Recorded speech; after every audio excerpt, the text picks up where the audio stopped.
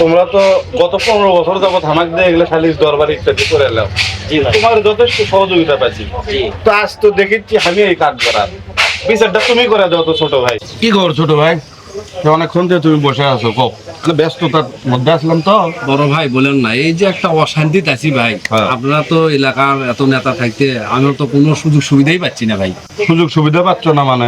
কোটিটাকে আমার পাওনি কত ভাই? ডাকলে পাই, কিন্তু এই যে জমিটা বেদখল করে খাচ্ছে আমার। কোনটা? পাঁচপাড়ারটা? জি ভাই।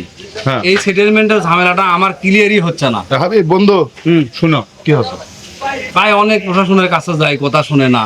আমি গেলে বলি, কয় আচ্ছা যাও দেখবো। প্রশাসনও পারেনি না ভাই। আমি তো ওদিনকে ওসিক কয়া দিলাম, কাল তো তোমাকে বসার কথা আসলো, তোর মাস্টারও তৈরি পাঠালাম, তোর মাস্টারের কথাও শুনিচ্ছে না ভাই। বললেন না তো, ওই মাস্টার কাছে আমি গতকালই গেছিলাম। সে বলতেছে বাবা এটা আমার দ্বারাই হবার না, এখন তো সোহেলের কাছে যা। সোহেল ওরই কথাই শোনে পুলিশ। ওসি সাহেব কি কথা শেষ পর্যন্ত? ওসি তো শুনে চুপচাপ থাকে, খালি কয় আচ্ছা দেখবো। আপনি ছাড়া এই কাম কোনোদিনই হবার না ভাই। এই এলাকা সবাই মানে আপনি। হাবিব বন্ধু, তো কি করা যায়? ওটা বেলার দিকে যাই আমরা। আচ্ছা ঠিক আছে, ওরা সমাধান করে দেওয়া লাগবে, না তো ওটা তো ভবিষ্যতে দিকে যাবে। বিষয়টা দেখো, সমাধান করে দাও। আচ্ছা বিষয়টা আমি তোমার বলে থাকা লাগবে। থাকবো। দেখেন ভাই একটু। আলাল ছোট ভাই কি খবর? খবর তো ভালোই, কিন্তু ওই যে কথা কবার ছিলাম, যে লোকজন দেখতেছে এর মধ্যে। আচ্ছা সমস্যা নেই, তুমি বসো। আমি একেবারে কান দিয়েই শুনি, একেবারে মুখ দিয়েই কই। যেহেতু 10 জন নিয়ে আমি চলি, আমার মধ্যে কিন্তু গোপনীয়তা কিছু নেই বড় ভাই। এখন তুমি কি কবা, তোমার কি সমস্যা তুমি আমাকে সেটা কও। এই জায়গা থেকে কোনো সমস্যা নেই। আরে আপনার গোপন কথা সবই ওপেন কথা, ঠিক আছে আমি ওপেন তো কমই, কিন্তু ক্রিমিনাল সাথে না ঘুরিচ্ছেন আপনি। হয়তো আপনার শালা কি ঘটনা ঘটাতে জানেন? ক্রিমিনাল মানে ওই আবার কি করলো? ওই তো আলো 3 দিন আগে ঈদ করবে, বিয়ের পর থেকে আমার বাড়িতে ঈদ করেনি, আমি লিয়াচ্ছি এবার ওকে তো পাওয়াই যায় না।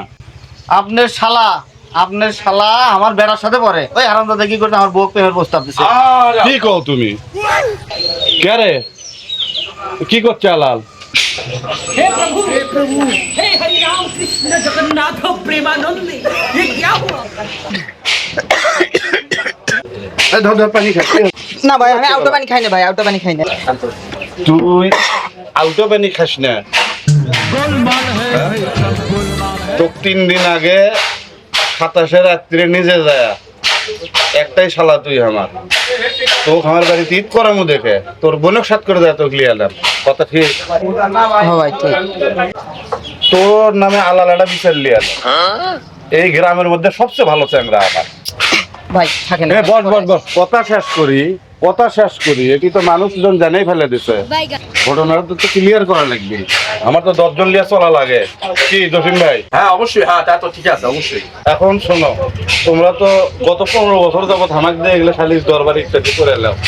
তোমার যথেষ্ট সহযোগিতা পাচ্ছি। তো আজ তো দেখেছি আমি এই কাজ করার বিচারটা তুমি করে দাও তো ছোট ভাই। ভাই যেহেতু আপনি এগুলো আগে থেকে এগুলো কাজ করেন, সালিশ দরবার আপনার আগে থেকে ছিলেন, আজকে দায়িত্বটা আপনারা ভালো করে পালন করেন। এখন শোন ভাই, শোন বসে, আমি তো দুলা ভাই নই, হ্যাঁ তুই আমার শালা, একটাই শালা, আদরের শালা। আর আমাকে দুটো একটা কথার জবাব দিতে হবে। চান রাত্রে তোক লিয়ে সৈনিকের মতো জায়গার থেকে এত বড় একটা দোকানের থেকে 1300 টাকা দিয়ে পাঞ্জাবি লিয়ে দিলাম।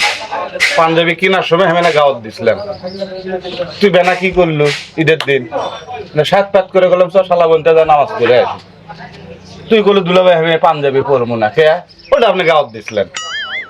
আমি কারো গাওয়াত দেওয়া জিনিস গাওয়াত দিই না। এই যে তোর এখনই বিষম উঠলো, তো করলাম যে পানি দেখা, আমি গিলাসত খেলে একটা মুখ বাজাচ্ছিলাম। তুই কি করলু? আমি কারো আউটো পানি খাই না, আউটো খাবার খাই না। ভাই তুমি আউটো জিনিস খাও না, আরেকজনের আউটো বউর দিকে তো আরেকজনের আউটো বউর দিকে তো ঠিক তাকাও সুধীর ভাই।